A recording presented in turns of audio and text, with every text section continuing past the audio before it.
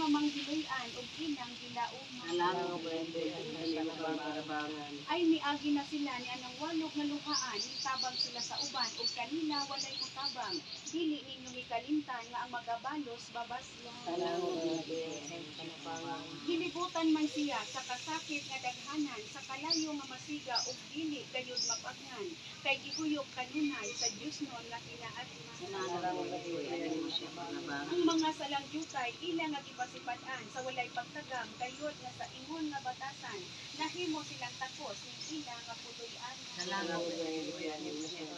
Ang lima kabalatian nga dayan-dayan sa lawas ug gigamit sa tawo sa ilang kasad-anan, gisakit og dako dinhi balo sa gikalipayan.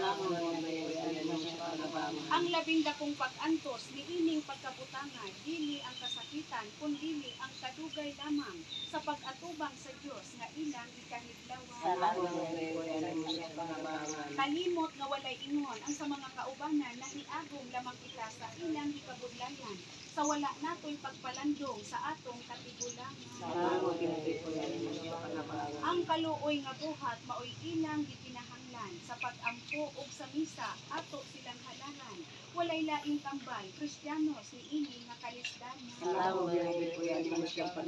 Pulong man ni Jesucristo nga ang langit nga dalan masigpit nga walay ingon ug sa tagsaragi at kanan ato silang kaluy-an kay sa Dios kamo babaslan. Ang ato nga kinabuhi ingon og hangin nga mawala ug ang kalipay sa yuta daw aso nga moagi lamang. Tumano nato ang kaluoy aron sa ulahi baslan. Ay tao nga manggiloy-an og ilang gilauman. Nakadungog sila og tingog sa langit nga nagaingon. Bulan, mga matay sa grasya sa Diyos. Orimos.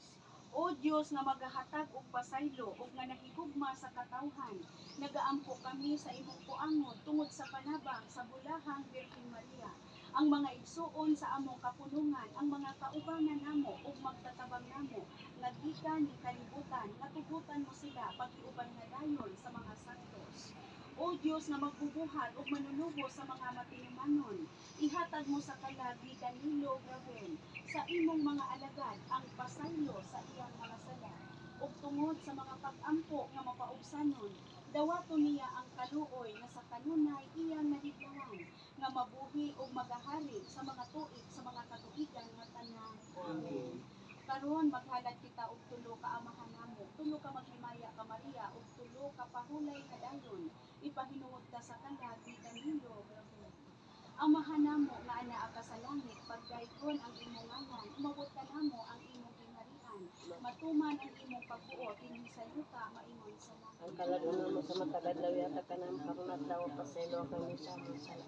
Iyo magpasaylo kay pasala ka namo di mo kami tugyan sa panulay nuno sa kami sa tanan. Maghimaya ka Maria, napuno ka sa grasya, ang Ginoo maanaa kanimo.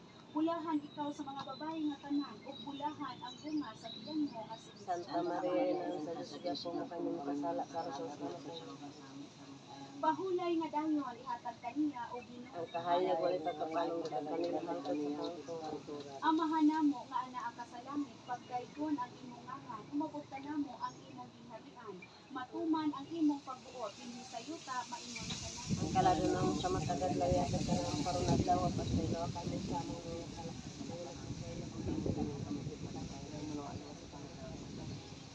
Maghimaya ka Maria, napuno ka sa grasya,